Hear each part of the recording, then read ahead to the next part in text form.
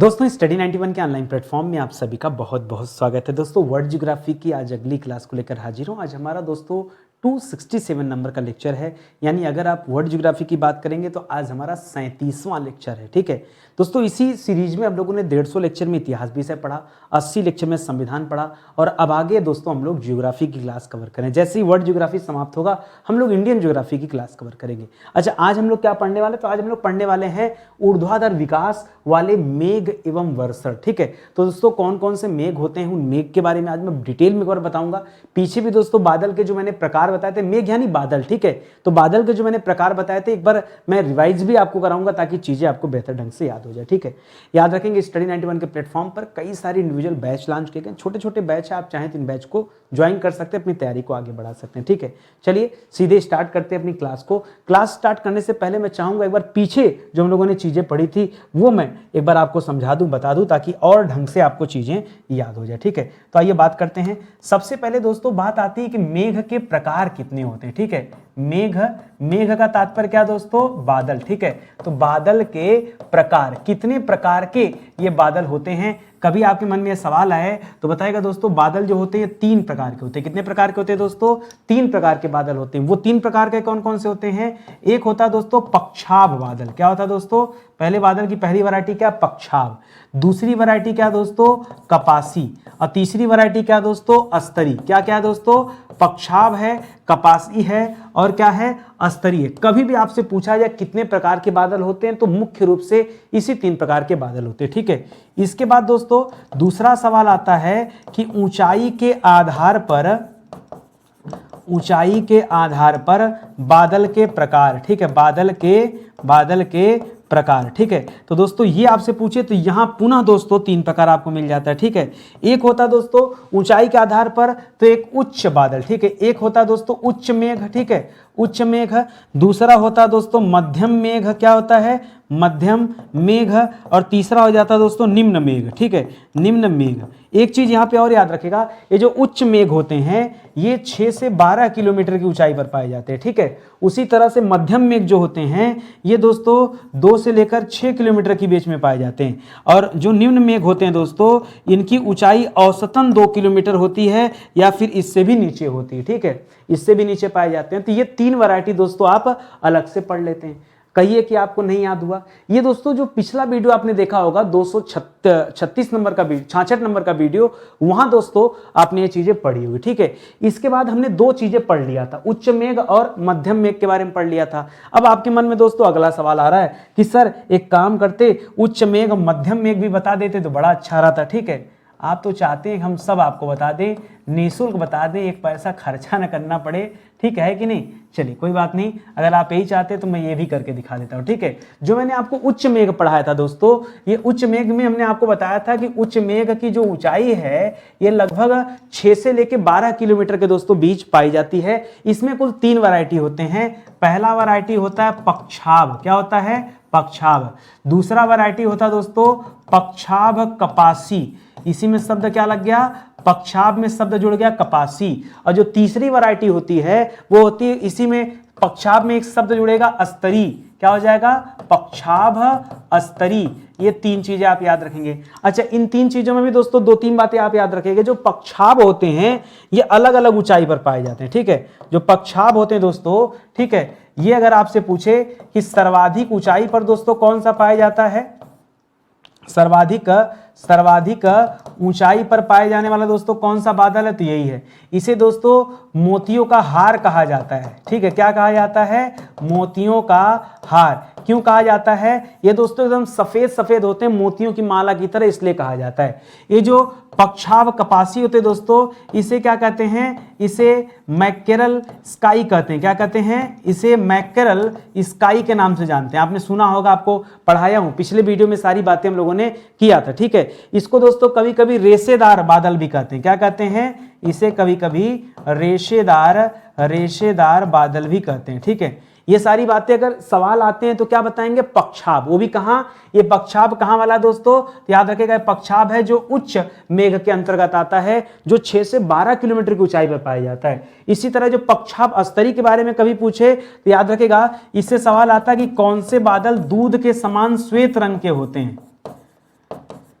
दूध के समान समान श्वेत रंग के बादल कौन से होते हैं दोस्तों? तो उनका नाम है पक्षाभ स्तरी। या फिर पूछ दे दोस्तों, बड़ा बढ़िया सवाल पूछता है कि कौन से बादल सूर्य प्लस चंद्रमा का प्रभामंडल बनाते हैं। क्या बनाते हैं दोस्तों? इनका प्रभामंडल बनाते हैं। तो याद रखेगा वो कौन से बादल हैं? वो पक्षाभ स्तरी बादल ही है। कौन से? पक्षाभ स्तरी। बात समझ में आ गई? अब एक काम करिए सर, बस मध्यम वाला ही तो बचा है, वो भी बता दीजिए, फिर निम्न वाला आराम से पढ़ते हैं। निचोड़ लो तुम लोग हमको, ठीक है? चलो कोई बात नहीं, आ जाओ। मध्यम मेघ के बारे में भी आपको बता देता हूं, ठीक है? मध्यम मेघ के बारे में क्या कहा जाता है दोस्तों?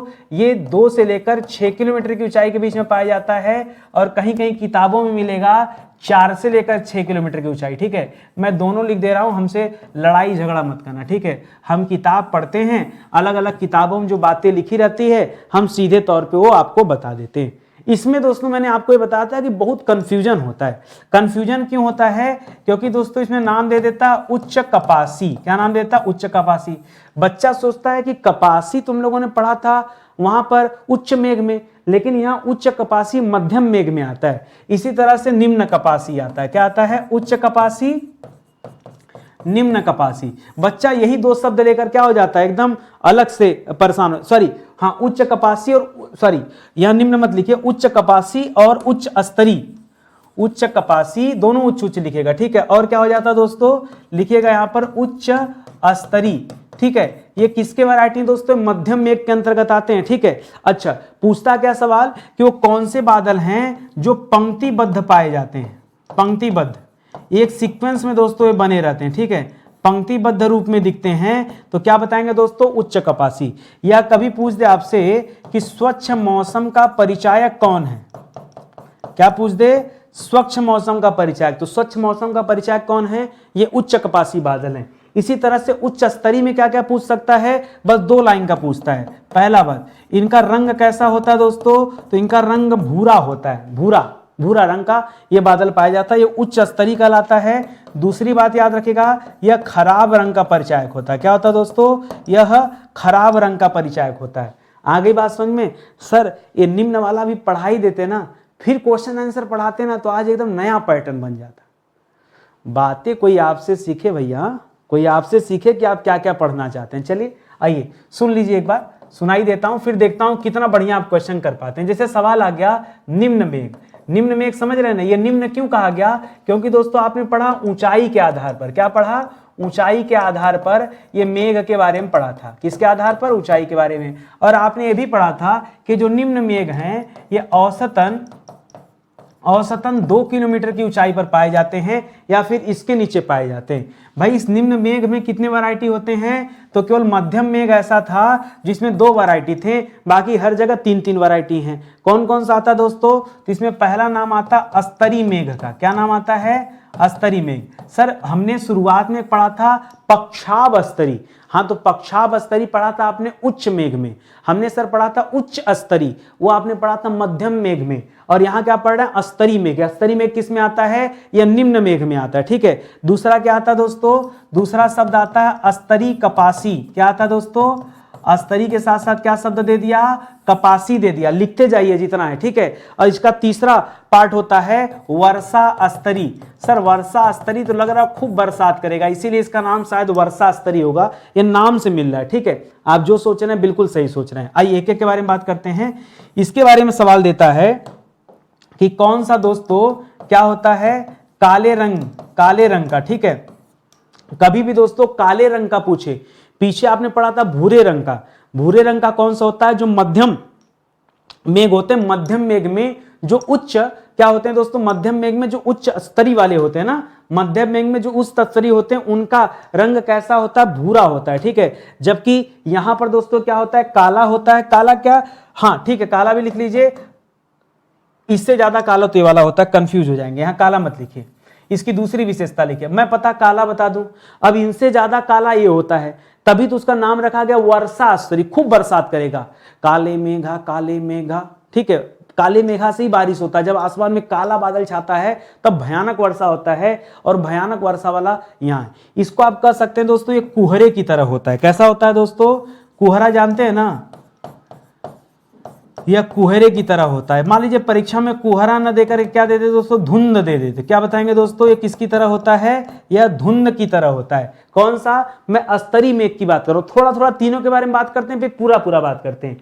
अस्तरी कपासी की पहचान क्या होती दोस्तों, ये सीधा साधा है, ये सीधा साधा ब्राह्मण है, पंडित जी, सीधा साधा पंडित जी। कैसे, हमने कहा ये क्या होता है दोस्तों, पहली बात ये स्वच्छ मौसम का परिचायक है। क्या होता है, स्वच्छ मौसम का परिचायक है। और ये कैसा दोस्तों, ये पंडित जी हैं। क्या है दोस्तों, सर ये पंडित जी कहने का मतलब नहीं समझा, पंडित जी एकदम साफ सुथरा थे लेकिन दो भाग में विभाजित हो गए, एक वेजिटेरियन पंडित जी, एक नॉन वेजिटेरियन पंडित जी, ठीक है, जो अपने जबान पर लगाम नहीं लगा पाए, ठीक है। तो ये नाम है इसका स्वच्छ मौसम का परिचायक, शांति बना के रखता है। लेकिन जब इसका दो वैरायटी होता है ना, तो एगो अच्छा सोचता है, एगो बुरा सोचना शुरू कर देता, अभी वो भी मैं आपको बताता हूं, ठीक है। अच्छा, इसमें एक चीज और रखिए, अगर मैं आपसे पूछूं आप कोहरे में बाहर गए, आपके कपड़े सूखे रहेंगे कि गीले हो जाएंगे, सर कोहरा में हल्का गीला हो जाता कपड़ा, पूरा भीगेगा नहीं, लेकिन आप कह सकते हैं हल्का बूंदाबांदी। तो इस वाले बादल की खासियत है कि हल्का क्या होगा, हल्का बूंदाबांदी होगा। क्या होगा दोस्तों, हल्का बूंदाबांदी होगा। तो आप समझ जाइएगा हम अस्तरी मेघ की बात कर रहे हैं। और इसमें अभी वेजिटेरियन नॉन वेजिटेरियन दोनों के बारे में बताते हैं, ठीक है। जैसे अभी बताते हैं, पहले इसको समझिए। वर्षा स्तरी क्या होता है दोस्तों, तो वर्षा स्तरी में आप कह सकते हैं कि यहां सघन बादल पाए जाते हैं। सघन, सघन मतलब क्या है, घने बादल। क्या हो जाएगा, घने बादल।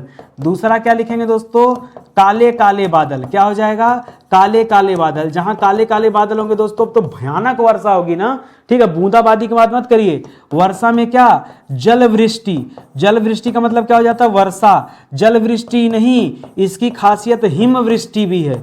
हिम वृष्टि मतलब बर्फ भी गिरने लगेगा, ये हालत हो जाएगी, ठीक है। और यहां पर जो ये वेजिटेरियन नॉन वेजिटेरियन पढ़ा तो इसका एक कैटेगरी बन गया। एक का नाम रखा गया कपासी मेघ। क्या रखा गया दोस्तों, एक का नाम रखा गया कपासी, कपासी मेघ। क्या रखा गया दोस्तों, ये वेजिटेरियन वाला हिस्सा, मतलब थोड़ा सुधर कर चलेगा। जो दूसरा वाला हिस्सा है इसका नाम रखा गया कपासी वर्षा। क्या रखा गया दोस्तों, वर्षा। जबकि इसकी खासियत कैसी थी दोस्तों, इसकी खासियत थी स्वच्छ मौसम।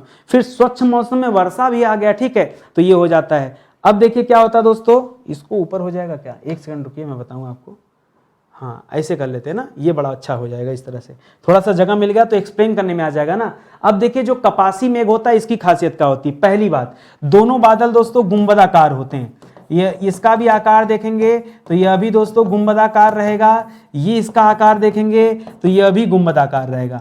अब आप परेशान कि सर अगर दोनों गुंबदाकार हैं फिर लिखने का जरूरत, ठीक है, फिर तो हम दोनों को एक ही मांग लेते, नहीं थोड़ा सा लिखने की जरूरत है। ये गुंबदाकार के अलावा ये झंझावतीय होते हैं। क्या होते हैं दोस्तों, झंझावतीय। झंझावती माने समझते हैं, यहाँ बिजली कड़कती गिरती है। क्या होती है दोस्तों, बिजली गिरने की बात हो रही, बिजली को ही झंझावती कहते हैं, ठीक है, ये झंझावती होते हैं, ठीक है।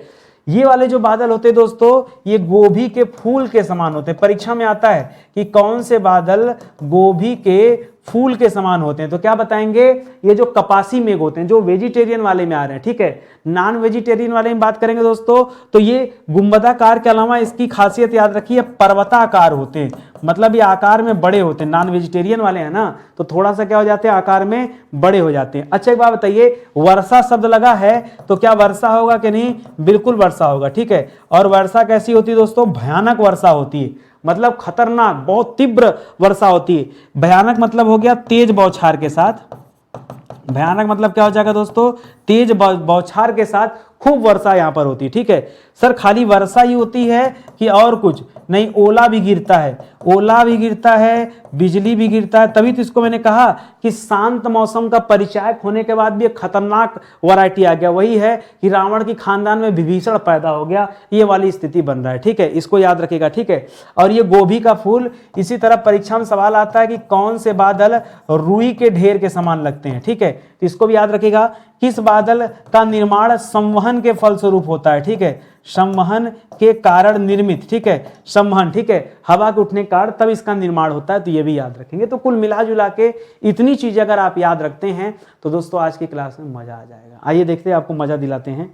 अब देखिए क्लास क्या है, पढ़ा जाए क्लास की, अब और जाने की इच्छा हो रही। अरे भाई थोड़ा सा देखते चलिए ना, सब चीजें मिलेंगी, ठीक है। चलिए आगे बढ़ते हैं, स्टार्ट करते हैं यहाँ से, ठीक है। अब सुनिएगा ध्यान से, एक भी सवाल ऐसा नहीं आपको महसूस होगा जो कठिन है, बस खाली आप सवाल देखिए। कर निम्न मेघ के कौन से 3 प्रकार होते हैं। अभी दोस्तों थोड़ी देर पहले मैंने आपको क्या बताया, ये मेघ के 3 प्रकार पढ़ाया। देखिए कहां पढ़ाया दोस्तों, यहां देखिए शुरू में देखिए, ये मेघ के 3 प्रकार क्या बताया, स्तरी होता है, स्तरी कपासी होता है, वर्षा स्तरी होता है, और यही सवाल यहां पूछ रहा है। तो आप क्या जवाब देंगे, एक तो दोस्तों क्या हो जाएगा, स्तरी हो, ठीक है, हिला नहीं ना, हिल जाता है तो आपकी पीपीटी पूरी की पूरी गड़बड़ हो जाएगी। तो पीछे दोस्तों जो आपने पढ़ा, क्या क्या पढ़ा, एक तो पढ़ा स्तरी मेघ, क्या पढ़ा, एक पढ़ा, ऐसे लिख दे रहा हूं, एक पढ़ा स्तरी मेघ, दूसरा पढ़ा दोस्तों वर्षा स्तरी, ना लिख दूं एकदम लाइन से ताकि आपको याद हो जाए, ठीक है। और तीसरा क्या पढ़ूं दोस्तों, कपासी, कपासी में क्या कर दूं, स्तरी कपासी या कपासी स्तरी कर लीजिए। तो स्तरी, वर्षा स्तरी और कपासी स्तरी, इसके आगे 2 लिख दीजिए, इसके आगे 3 लिख दीजिए। ये मेघ के 3 प्रकार होते हैं। निम्न मेघ की ऊंचाई कितनी होती है दोस्तों, क्या पढ़ा आपने, औसतन 2 किलोमीटर, कितना होता है, औसतन 2 किलोमीटर की दोस्तों ऊंचाई पर ये पाए जाते हैं। इसे आप याद रखिएगा, ठीक है। अगला सवाल क्या दे रहा दोस्तों, इधर खिसक गया है ना, एक सेकेंड, अब सही है, सही है, चलिए। यहां दूसरा सवाल क्या दे रहा है, कह रहा है कौन से मेघ धरातल से कुछ ऊंचाई पर कुहरे की तरह आकाश को ढक लेते हैं। अभी मैंने आपको बताया था कि कुहरे की तरह या फिर धुंध की तरह, किसकी तरह, कुहरे की तरह या फिर धुंध की तरह ढक लेते हैं। और धुंध में होता क्या दोस्तों, हल्का बूंदाबांदी होता है, क्या होता है, हल्का हल्का बूंदाबांदी भी दोस्तों देखें, बूंदाबांदी भी देखने को मिलता है। ये किस मेघ की बात कर रहा है, यह स्तरी मेघ की बात कर रहा है। किसकी बात कर रहा है दोस्तों, यह स्तरी मेघ की बात कर रहा है, जो निम्न वाले में पहली वैरायटी थी, ठीक है। आगे बढ़िए, कह रहा है कौन से मेघ खराब मौसम से संबंधित होते हैं जिसमें हल्की बूंदाबांदी होती, ठीक है। तो थोड़ी बहुत बूंदाबांदी दोस्तों इसी स्तरी मेघ में तो होता है। अगर थोड़ी बहुत बूंदाबांदी की बात करें तो स्तरी में कर लीजिएगा। भयानक की बात करें, बहुत तेज हो, जो काले बादल, तब तो दोस्तों आप वर्षा स्तरी कर लीजिएगा। नहीं तो फिर कपासी वाला सीधा भी होता है, सीधा का नॉन वेजिटेरियन जो रोल है वो थोड़ा सा दोस्तों खतरनाक होता है, ठीक है। तो उसको देख लेंगे हम लोग, ठीक है, समझ में आ रहा ना। चलिए आगे बढ़िए, कह रहा है कौन से मेघ स्वच्छ एवं खुले हुए मौसम के परिचायक होते हैं, ठीक है। तो याद रखिए, जब कभी निम्न मेघ के अंतर्गत ये सवाल आए तो याद रखिए आप पंडित जी को याद कर लीजिएगा, ठीक है। पंडित जी को याद करेंगे तो आपको सारा कॉन्सेप्ट क्लियर हो जाएगा, ठीक है। कह रहा स्वच्छ एवं खुले मौसम के परिचायक कौन होते हैं, तो वही आपका कपासी वाला मिल जाएगा, ठीक है। तो क्या लिख देंगे, चाहे कपासी स्तरी लिख दीजिएगा, कपासी स्तरी मेघ या फिर स्तरी कपासी मेघ, ठीक है, यही हो जाएगा, ठीक है। इसका जो दूसरा वैरायटी था इसी में आगे चल के 2 रोल हो जाता है। कह रहा है कौन से मेघ बहुत सघन और काले रंग के होते हैं। तो काले वाले कौन से होते हैं दोस्तों, ये तो वर्षा स्तरी होते हैं।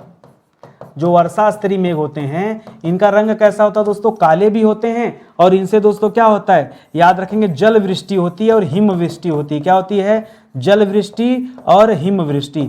जल वृष्टि का मतलब क्या हो जाता है, वर्षा होना भयानक, और हिमवृष्टि का मतलब क्या हो जाता है, खूब बर्फ पड़ना। करा कि कौन से मेघ लगातार जल वृष्टि या हिमवृष्टि कराते हैं दोस्तों, तो याद रखेगा यही तो है जो वर्षा स्तरी मेघ की बात कर रहे हैं। आप कहेंगे सर क्या पढ़ाया आपने, ठीक है, एक ही बार ग्राफ बनाया और सारे सवाल हल हो जा रहे हैं। क्यों नहीं हल हो जाएंगे, कोशिश कीजिए ऐसा ग्राफ आप खुद से बनाइए। आप हमेशा क्या होता है ना, मेरे ऊपर डिपेंड हो जाते हैं, जबकि मेरी स्टोरी ये है कि मैं कोशिश करता हूं कि हर चीजें, हर तरह के सवाल मैं आपको देता चलूं, समझाते चलूं, ठीक है। आइए खैर देखते चलिए। आज दोस्तों हमारे 8000 सवाल भी पूरे हुए, बहुत खुशी मिल रही है। ये सीरीज जब ने स्टार्ट किया था तो ये कल्पना, बहुत सारे लोग मानते थे कि नितिन सर ना 800-900 पढ़ाते पढ़ाते चले जाएंगे, हाँ। लेकिन आज लगा कि वाकई नितिन सर चले नहीं जाएंगे, आपको दे रहे हैं, आप समझिए, ठीक है। 8000 सवाल हो गए और आगे चलता जाएगा, बहुत लंबी ये सीरीज चलेगी, ठीक है। करा ऊर्ध्वाधर विकास वाले मेघ कौन कौन से होते हैं। अच्छा ये तो मैं बताना ही भूल गया था, ठीक है दोस्तों। कभी भी ऊर्ध्वाधर विकास वाला मेघ पूछे ना तो याद रखेगा वो जो पंडित जी वाला रोल था ना, ये उसी की बात हो रही, ठीक है। पंडित जी वाला रोल में क्या था दोस्तों, आपने पढ़ा था किसके बारे में, कपासी स्तरी के बारे में। किसके बारे में, कपासी स्तरी के बारे में पढ़ा था। एक कपासी स्तरी जाके बटा था। तो दोस्तों कपासी स्तरी के 2 भेद हो जाते हैं, कौन कौन से, एक खाली कपासी मेघ हो जाता है, एक खाली कपासी मेघ हो जाता है, और दूसरा क्या हो जाता है, कपासी वर्षा हो जाता है। क्या हो जाता है, कपासी वर्षा। तो इसी मैंने बताया था कि वेजिटेरियन होता है और ये क्या हो जाता है दोस्तों, नॉन वेजिटेरियन हो जाता है। ठीक है, मतलब क्यों ऐसा कर रहा हूं, क्योंकि ये साफ और शांत मौसम के परिचायक हैं, लेकिन मौका पड़ने पर ये जो है धोखा दे देते हैं, बदल जाते हैं, इनके जो विशेषताएं जो गुण हैं वो भी बदल जाती हैं। इसलिए मैंने ऐसा कहा, बुरा ना मानिएगा, आपको सिखाने के लिए बता रहा हूं। करा पूर्ण आकाश पर निश्चित दूरियों में कपास के ढेरों शक्ल में फैले हुए मेघों को संज्ञा दी जाती है। पूरे आसमान में एक निश्चित दूरी पर इस तरह के बहुत मेघ फैले होते हैं जो बहुत शांत स्वभाव के होते हैं, हम उसी की बात करें। ठीक है, जिन्हें हम कहते हैं कपासी मेघ। कपासी मेघ का आकार कैसा होता है दोस्तों, तो गुंबदाकार याद रखिएगा, और यहाँ गोभी के फूल के समान रखिएगा। गोभी का फूल जैसा होता है ना, वैसा दोस्तों इसका आकार होता है। ठीक है, आकार होता है। करा किन, अरे अगला दे भी दिया भाई, कि कौन सा होता है जो गोभी के फूल जैसा होता है, तो क्या बताएंगे दोस्तों, ये जो कपासी मेघ है। क्या है दोस्तों, जो कपासी मेघ होता है ये जो होता है गोभी के फूल के समान दिखता है, गुंबदाकार दिखता है। इसका जो दूसरा वर्जन था कपासी वर्षा, वो गुंबदाकार के अलावा पर्वताकार भी होता है और झंझावतीय भी होता है। ठीक है, यानी बिजली भी पैदा होती है उसमें, ये तथ्य भी आप याद रखेंगे। करा कौन से मेघ बहुत ज्यादा घने तथा विस्तृत होते हैं। ठीक है, जो देखने में आकाश में धुनी हुई रुई के ढेर के समान लगते हैं। कैसा लगते हैं दोस्तों, लगता है कि रुई धुन के रखी हुई है, यही जो कपासी मेघ की हमने बात किया। ठीक है, तो कपासी मेघ में क्या क्या याद रखेंगे दोस्तों, कपासी मेघ में क्या क्या याद रखेंगे, पहली बात याद रखेंगे, यह गुंबदाकार नजर आता है, गुंबदाकार नजर आता है। दूसरा यह गोभी के फूल के समान नजर आता है। तीसरा यह रुई के समान नजर आता है। ठीक है, रुई धुनी हुई रुई के जैसा दिखता है, ये इसकी खासियत है वेजिटेरियन वाला। करा कौन सा मेघ सर्वाधिक लंबवत विकास वाला होता है, सर्वाधिक लंबवत, और एक शब्द दे दिया झंझावतीय। तो झंझावतीय आते ही क्या हो जाएगा दोस्तों, कपासी वर्षा कर लीजिएगा। क्या कर लीजिएगा, कपासी वर्षा। ठीक है, तो कपासी वर्षा खासियत होती है कि झंझावती होते हैं, बारिश होती है तेज बौछार के साथ, याद है ना, और बिजली भी कड़कती है, ओले भी गिरते हैं। करा कौन से मेघ देखने में पर्वताकार या गुंबदाकार लगते हैं, तो जवाब क्या हो जाएगा दोस्तों, ये वही कपासी वर्षा मेघ हैं जो दिखने में क्या लगते हैं दोस्तों, गुंबदाकार लगते हैं, पर्वताकार लगते हैं, झंझावतीय होते हैं। झंझावती मतलब त्वरित झंझा, बिजली को कहा जाता है। ठीक है, जिस बादल से बिजली पैदा हो, ठीक है, उसे कहते हैं। कह रहा कौन से मेघों से तेज बौछारों के रूप में बारिश होती है, बताए तो खूब। इसी जो कपासी वर्षा की बात कर रहे हैं, जो हम कपासी वर्षा मेघ की बात कर रहे हैं, इसी से क्या होता है दोस्तों, इसी से तेज बौछार के रूप में क्या होता है, बारिश होता है। करा कौन से मेघों का विस्तार ऊंचाई में अधिक होता है। ठीक है, कौन सा मेघ है जो अधिक ऊंचाई पर दोस्तों विकसित होता है, तो अगर हम इसी कपासी वर्षा मेघ की बात, मैं निम्न वाले में बात कर रहा हूं। ठीक है, कपासी वर्षा मेघ, मैं कहां बात कर रहा हूं दोस्तों, मैं निम्न मेघ में बात कर रहा हूं। ठीक है, अगर दोस्तों आप कहां चले जाएंगे, अगर आप उच्च मेघ की बात कीजिए, कहां की बात कीजिए, उच्च मेघ की बात कीजिए, तो यहां पर दोस्तों आपने पक्षाब का नाम सुना होगा, जो सबसे ज्यादा ऊपर पाए जाते हैं, इन्हें मोती कहा जाता है ना, मोतियों का हार कहा जाता है। ठीक है, जो सबसे ऊपर पाए जाते हैं वो वाले हैं। करा संवहन द्वारा उत्पन्न होने वाले कौन से मेघ ग्रीष्म काल की विशेषता है। ठीक है, तो दोस्तों इसमें क्या आ जाएगा, यहां हो जाएगा कपासी स्तरी। क्या हो जाएगा, कपासी स्तरी जो होते हैं, ये मैंने पढ़ाया था आपको कि संवहन द्वारा दोस्तों, ठीक है, वायु के संवहन द्वारा दोस्तों गर्मी के समय में ये पैदा होते हैं। हम इसे कपासी मेघ कहें ना, कपासी स्तरी मत बोलिए, कपासी मेघ जो होते हैं दोस्तों, ये उनकी खासियत होती है। किसकी, जो कपासी मेघ होते हैं, जो इसमें आते हैं मध्यम वाले श्रेणी, निम्न वाले श्रेणी में रहते हैं, लेकिन उसमें आते हैं भाई, अरे क्या बोलते हैं, सबसे नीचे होते हैं, और जो वेजिटेरियन नॉन वेजिटेरियन जब मैंने दो फाड़ किया वो वाले श्रेणी में आते हैं। ठीक है, अच्छा यहां ध्यान देंगे दोस्तों, जो जीएस वाली क्लास चल रही ना, इसे हर बच्चा सुबह 9:06 पे दोस्तों वाली क्लास देख सकता है। ठीक है, अभी तक दोस्तों जितने लेक्चर दिए गए बहुत इंपॉर्टेंट है, आप साथ में जुड़े रहते हो। देखिए एंशिएंट भी कंप्लीट हो जाती है, मिडावल भी कंप्लीट हो गया, मॉडर्न भी कंप्लीट हो गया, इसके बाद हम लोगों ने पॉलिटी भी कंप्लीट कर लिया। अब हम लोग दोस्तों वर्ल्ड ज्योग्राफी कंप्लीट कर रहे हैं, मुझे लगता है बहुत जल्द वर्ल्ड ज्योग्राफी समाप्त हो जाएगा। ठीक है, आप देख लो 37 लेक्चर हो गए, फिर अब ज्यादा बचा नहीं। ठीक है, इसी तरह से रात को 8 बजे दोस्तों कभी भी मुलाकात करेंगे स्टडी 91 के यूट्यूब चैनल पर, तो आपको हिंदी की क्लास मिल जाएगी। इसी तरह से 10 बजे अगर रात की बात करें तो 10 बजे दोस्तों एक यूनिक क्लास चलती है, आप कुछ देखें ना देखें, 10 बजे वाली क्लास में 2-4 दिन मेरे साथ आ जाइए, आपका दिल खुश हो जाएगा। ठीक है, आप कहेंगे सर अब कहीं जाना ही नहीं है, अब तो यहीं रहना है। ठीक है, आगे ये करा कौन से मेघ ओले व तड़ित झंझा पैदा करते हैं। तो ओला और तड़ित झंझा कौन सा पैसा पैदा करते हैं दोस्तों? ये कपासी वर्षा जो आपने पढ़ा था। ठीक है, कपासी वर्षा जिसे हमने रखा था नॉनवेज वाले फॉर्म में। ठीक है, नॉनवेज वाले। और इसकी और खासियत क्या थी दोस्तों? इसकी खासियत थी कि यह गुंबदाकार है, गुंबदाकार। ठीक है, इसके अलावा क्या है? यह पर्वताकार है। इसके अलावा क्या है? यह क्या है? झंझावतीय है। क्या है दोस्तों? झंझावतीय भी है। ठीक है, ये दोनों तीनों बातें आप याद रखेंगे। करा कपासी मेघ अधिकतर किन प्रदेशों में पाए जाते हैं? जो कपासी मेघ होते हैं कहाँ पाए जाते हैं? तो ज्यादातर दोस्तों ये विषुवत रेखीय क्षेत्र में पाए जाते हैं। कहाँ पर? जहां से विषुवत रेखा गुजरी हुई है, जो विषुवत रेखीय क्षेत्र है। आज विषुवत रेखी दे रहा है, कल आपसे भूमध्य रेखी कह देना, क्या कह दे? मान लीजिए क्या कह दे? भूमध्य रेखीय प्रदेश। क्या कह दे? भूमध्य रेखीय प्रदेश। तो अलग हो जाएगा क्या? एक ही बात है। ठीक है, चाहे 0 डिग्री लाइन के आसपास कहे चाहे ये कहे। कपासी मेघ की रचना किस कारण होती है? तो दोस्तों संवहन के कारण होती है। पीछे तो पढ़ा अभी आपने। ठीक है, किसके कारण? संवहन के कारण। संवहन मतलब क्या? वायु के संवहन के कारण। किसके कारण दोस्तों? वायु के संवहन के कारण ये कपासी मेघ का निर्माण होता है, ये आप याद रखेंगे। ठीक है, अगला सवाल देखिए। करा पर्वत शिखरों पर उत्पन्न कपास जैसी मेघ। ठीक है, कपास, कपास किसे कहते हैं दोस्तों? कपास से रुई का निर्माण होता है। ठीक है, और इसका बादलों का आकार भी ऐसा होता है, इसी वजह से कहा जाता है। करा पर्वत चोटियों के ऊपर कपास जैसे मेघ दोस्तों क्या कहलाते हैं? स्पेशली इनको कहते हैं पताका मेघ। क्या कहते हैं दोस्तों? इन्हें किस नाम से जानते हैं? पताका मेघ। ये स्टार लगा लीजिएगा, ये नया सवाल था, मैंने पीछे नहीं चर्चा किया। ठीक है, करा कौन से कपासी मेघ छोटे छोटे बादलों के टुकड़े के रूप में दिखाई देते हैं और स्वच्छ मौसम के सूचक होते हैं? आप यहां हाईलाइट करिएगा, मौसम कैसा रहे? स्वच्छ। तो वर्षा वाले तो हो नहीं सकते, यानी यहां पर क्या करेंगे? जो दूसरी बची वैरायटी है वो करेंगे कपासी मेघ।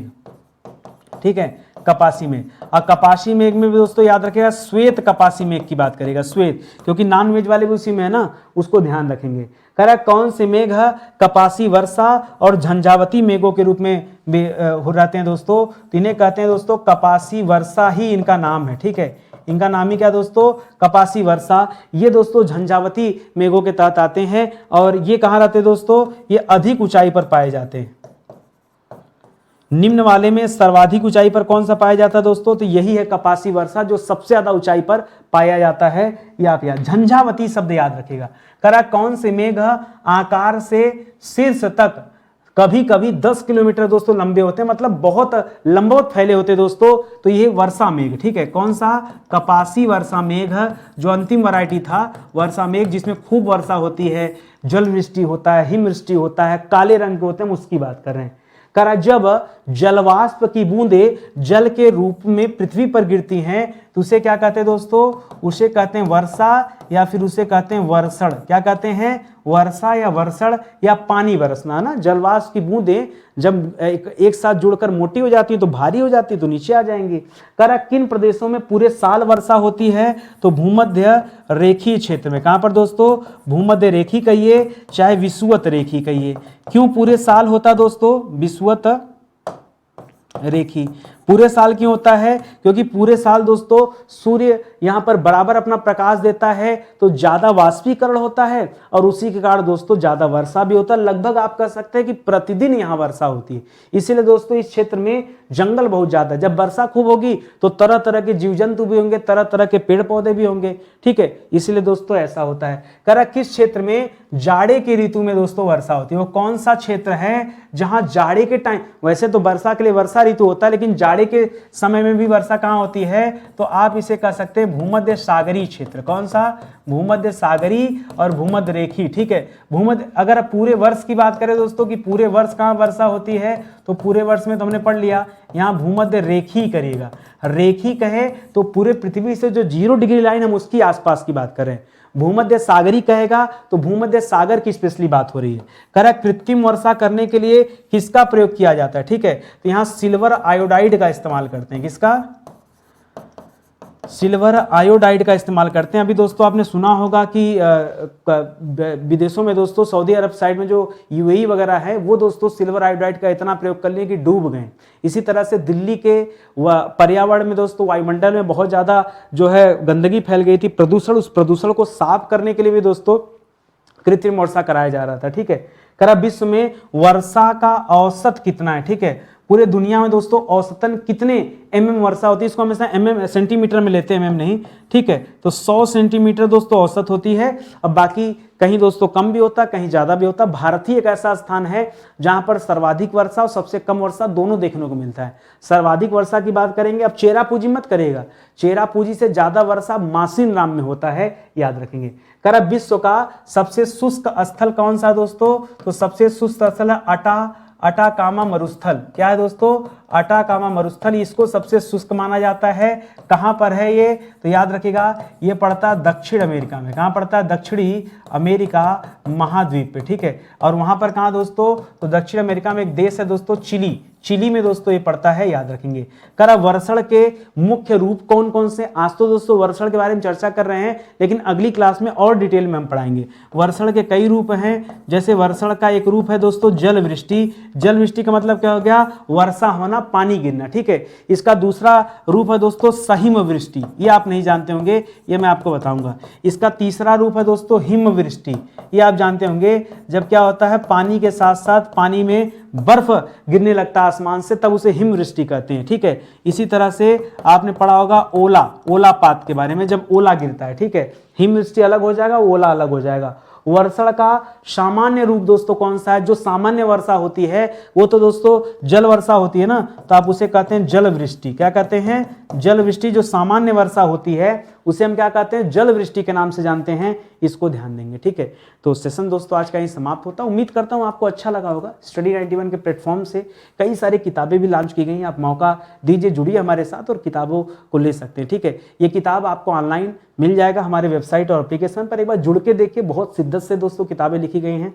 और जिन बच्चों ने अभी क्लास देखना शुरू किया, आप एक बार पीछे की क्लास जरूर देखें। अगर आप वाकई चाहते हैं अच्छी तैयारी हो आपकी, तो पीछे की क्लास आप जरूर देखिए, ये आपसे निवेदन है, ठीक है। सेशन यही समाप्त होता है, मिलते हैं अगले वीडियो में, तब तक के लिए बहुत बहुत धन्यवाद आपका।